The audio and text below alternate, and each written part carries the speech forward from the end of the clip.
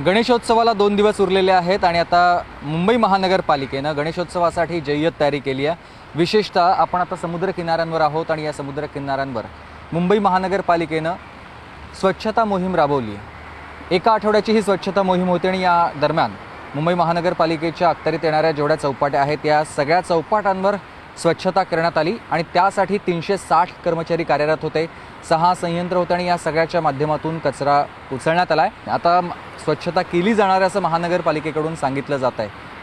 दादर चौपाटी, त्याचबरोबर गिरगाव चौपाटी, जुही चौपाटी ते अगदी मड मार्वेपर्यंत ही अशी स्वच्छता महानगरपालिकेनं केलेली आहे आणि पुढचे काही दिवस स्वच्छता केली जाईल। मात्र तरी देखील जो कचरा गटाराच्या माध्यमातून नाल्यांच्या मार्फत समुद्रामध्ये जातो तो कचरा पुन्हा एकदा समुद्र किनाऱ्यावर येत असतो, त्यामुळे किती कचरा उचलला तरी हा कचरा पुन्हा एकदा समुद्र चौपाट्यांवरती आपल्याला पाहायला मिळतो। मात्र महानगरपालिका हा कचरा देखील सातत्यानं आपण उचलत राहणार आहोत। महानगरपालिका गणेशोत्सव पूर्ण संपेपर्यंत किंवा गणेशोत्सव पूर्ण होईपर्यंत अशाच पद्धतीने स्वच्छता राबवणार आहे असं पालिका अधिकाऱ्यांकडून सांगितलं जात आहे।